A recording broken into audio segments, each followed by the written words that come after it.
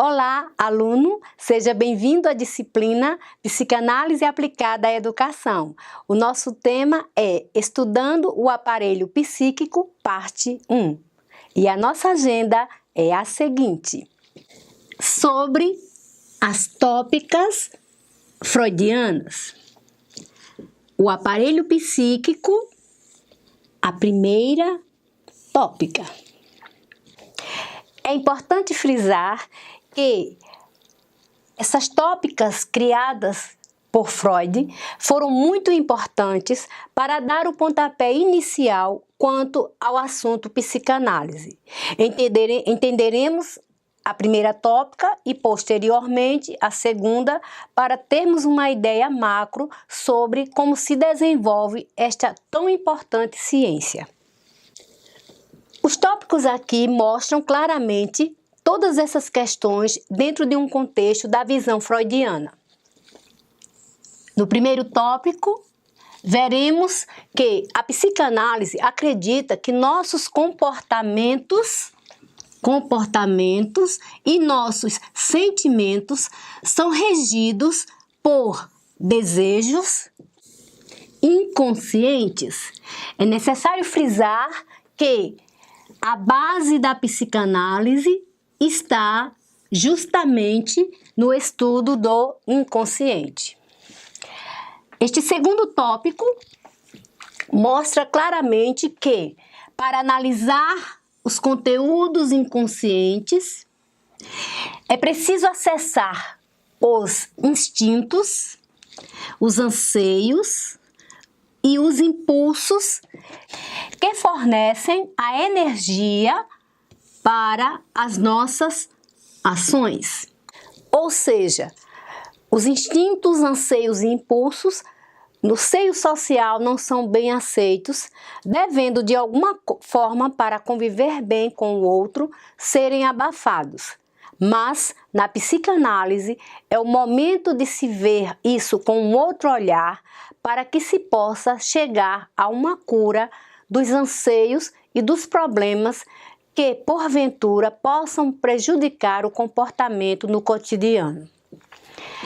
O terceiro tópico entra no contexto da doutrina psicanalítica e a sua defesa, que fala dos impulsos instintivos que são reprimidos pela consciência. Permanecem no inconsciente e afetam o sujeito. Nesse contexto, nós vemos claramente que o segundo tópico está interligado a esse, porque, de alguma forma, para vivermos em comunidade, para convivermos com o outro, educadamente, entre aspas, devemos sempre reprimir os nossos instintos e os nossos impulsos, que permanecem lá no inconsciente e são reprimidos pela consciência, que é o princípio da realidade, o princípio do eu. Quando pensamos no quarto tópico, vimos que é o qual mostra a competência de um psicanalista. O que é que ele faz nesse contexto de repressão de sentimentos que todos temos? Olha, o psicanalista, ele tem como objetivo tornar acessíveis esses conflitos inconscientes através da interpretação dos sonhos, dos atos falhos e da associação livre. Gostaria de abrir uns parênteses para lembrar que interpretação de sonhos é um dos pontos nevrálgicos da psicanálise, porque os sonhos são considerados expressões do inconsciente e devem ser bem analisados pelo psicanalista. Os atos falhos são questões voltadas para palavras e formas de agir que a pessoa não gostaria de ter, mas é naquele momento que o psicanalista também vê que aquele ato falho, aquela palavra que foi dita sem querer, aquele olhar, aquele choro, ele deve ser levado em conta para se ver o que está sendo reprimido no inconsciente daquela pessoa. E a associação livre permeia e embasa o momento da terapia, porque é o falar livremente sem nenhuma censura. Assim, essas questões, elas devem ser bem vistas pelo educador para que ele possa entender melhor o seu aluno. Continuando, vamos agora contemplar a expressão do paciente, que expressa durante as sessões de terapia todas as suas ideias, emoções, pensamentos e imagens. Ou seja, quando alguém na sessão de terapia usa a associação livre através do falar sem censura, dizendo o que quer, que pode, a priori, parecer que é sem nexo, mas na verdade não é. É nesse momento que fluem naturalmente as ideias, as suas próprias emoções, os seus pensamentos e as imagens do dia a dia, as imagens do passado e muitas vezes as imagens que porventura virão numa forma de projeção do futuro. E é neste momento, como eu já falei várias vezes, que o psicanalista toma posse dessas informações e ali se dá a sessão de terapia e a grande possibilidade de uma cura, que se dá principalmente através da palavra. O tópico 2 ressalta a questão de que tudo isso que foi visto no tópico anterior, ele se resume em o grande objetivo de uma sessão de terapia está realmente em trazer ao consciente os conteúdos inconscientes. Aquela questão de que muitas vezes sofremos sem saber a causa disso. E é a psicanálise que procura trazer isso que está reprimido, escondido, para o consciente, que é o princípio da realidade. E, obviamente, isso não teria importância se esses traumas não fossem ressignificados. Ou seja, a pessoa não esquece o que passou. Ela apenas vai ressignificar, tendo um novo olhar naquilo que de ruim aconteceu na vida dela, e ela pode ter uma vida melhor mais para frente, onde ela vai notar que existe possibilidade de uma vida melhor, mesmo tendo passado por algo que não foi bom. Agora chegaremos no centro dessa aula, ou seja, nós vamos estudar a estrutura da psique que Freud tanto colocou e que é esse contexto aqui que podemos resumi-lo na primeira tópica freudiana. Quando eu observo o nome tópica, ela lembra topos. Topos significa lugar. Para explicar a psicanálise, Freud utilizou esta tópica que se assemelha, figurativizando, a um iceberg. todos sabemos que a grande probabilidade é que um iceberg ele tenha uma ínfima parte na superfície do mar e será nas profundezas que ele tem a sua maior parte. Então, na primeira tópica freudiana, ele fez uma tríade conceitual. E essa tríade ele dividiu em consciente, pré-consciente e inconsciente. Veremos como isto foi conceituado por ele.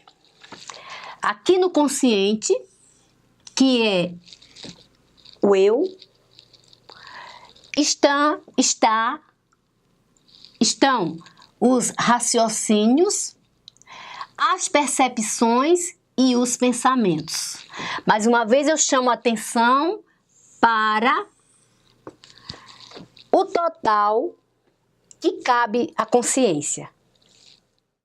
O consciente, como já vimos, tem uma ínfima parte do iceberg, que é uma metaforização que ele usou com a figura de um iceberg, como já foi dito anteriormente. Depois, Freud retratou o pré-consciente.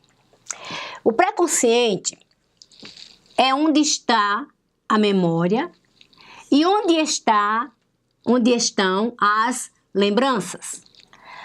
Esses conteúdos, memória e lembranças, podem ser recordados pelo consciente. O consciente, é bom frisar, que é o eu, que é o real. Depois desse contexto, aí nós vamos contemplar que aqui na maior parte do iceberg, que como eu já falei é uma metaforização para a explicação dessa tópica, estão aquelas repressões que, entre aspas, a sociedade, os nossos pais, as regras sociais, teimam que elas sejam guardadas, escondidas e reprimidas. E elas são as pulsões, que aqui eu diria que são as pulsões de morte, os sentimentos negativos que às vezes nós não confessamos nem para nós mesmos, os recalcamentos, que são uma forma também de abafar as questões da nossa vida, os desejos, porque, como dizia uma música de tempos atrás, que os meus desejos nem as paredes confesso. Os nossos desejos, muitas vezes, nem para nós mesmos nós queremos admitir. E, obviamente, os nossos medos. Isso tudo foi importante porque Freud, como eu falei, foi um homem que quebrou paradigmas e regras, já que ele vivia numa sociedade que era amplamente repressora, na qual o homem era tido como controlador de tudo, e se viu que ele tem uma pequena parte do consciente, uma pequena parte do pré-consciente, mas é justamente nesse inconsciente que deve ser trabalhado para essa questão de pulsões, de recalcamentos, de desejos e de medos que podem levar ao adoecimento psíquico. Portanto, é bom que fique claro que o homem não é apenas o biológico. O homem, ele se dá numa tríade onde ele tem alma, mente, espírito, mas também ele tem o corpo. E esse corpo, ele pode sofrer muito devido a essa tríade primeira, alma, mente e espírito. E ela deve ser bem cuidada. Agora, vamos pegar aquela tríade da primeira tópica e vamos explicá-la separadamente. Veremos veremos que esse aparelho psíquico designado por Freud, nesta primeira tópica, ele trata do seguinte: o consciente é a parte mais próxima do mundo exterior. Sua função é qual? Perceptiva, ou seja, percebe, registra a informação procedente do exterior e também do interior. Eu poderia dizer que há uma dicotomia, ou seja, um par, onde o consciente, ele registra tanto o que tem no interior do ser humano, como o que vem do exterior. É o princípio da realidade. Veremos agora o segundo item que vimos lá no iceberg, que é o pré-consciente. O pré-consciente, dizemos que são os pensamentos e vivências que algum dia foram conscientes, mas que não são mais. Não são mais. No entanto, se houver alguma necessidade de ordem psíquica, eles podem voltar à consciência. Poderíamos resumir o pré-consciente como conteúdos que estão guardados, mas que, se precisar deles, de voltar essas lembranças, elas poderão, de alguma forma, voltar à consciência. Então, são acessíveis à consciência. Vamos agora contemplar o 3, que é o inconsciente. Chamo a atenção para a própria palavra. In é um prefixo que indica não. Que indica não. Ou seja, aqui é o não consciente. O que poderemos é o branco.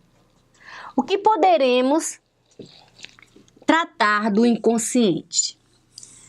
É considerado o ninho de impulsos, como os desejos, os sentimentos e as recordações.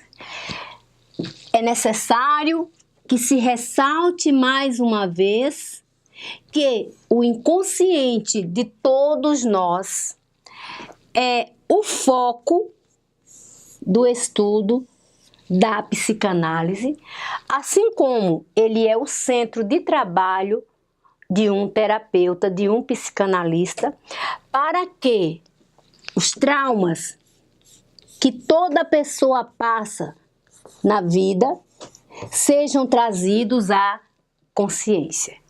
Portanto, o inconsciente é o centro da psicanálise. Para figurativizar e aprofundar um pouco mais, veremos o iceberg, mas de uma forma mais centrada. Você pode pensar que essa imagem é igual a outra, mas você vai notar que o foco dessa está no inconsciente. Claro que sempre é de bom tom revisar que no consciente e no pré-consciente nós temos raciocínios, percepções, pensamentos, memórias, fantasias e lembranças, que são acessíveis à consciência, o princípio da realidade. E para resumirmos a primeira tópica, na visão freudiana é a seguinte: é aqui, nessa profundeza quase que infinita, que estão os recalques, os desejos, as pulsões agressivas, as pulsões inatas e os medos. E que, nunca é demais frisar, que em se tratando de viver em sociedade, de uma pessoa educada, há uma repressão constante desses sentimentos. A criança educada, o adulto educado, ele não pode ser agressivo nunca. Ele, para ser educado, ele não precisa ter desejo. Ele não pode ter pulsões. Quem não já ouviu aquela palavra fulano ou cicrano é muito impulsivo. Ele precisa se controlar. Ou seja, os conteúdos inconscientes, eles passam muito pelo controle. E este vai estar em vários contextos. Controle dos pais que educam os filhos, controle da escola que educa as crianças e o adulto, o controle de si mesmo para ser aceito pelo outro e ter uma imagem de ser educado, de ser que não é selvagem, já que estas questões tratadas aqui, nessa parte desse iceberg, elas estão num contexto de algo que precisa ser reprimido. Ficamos por aqui, façam as atividades e nos veremos na próxima aula.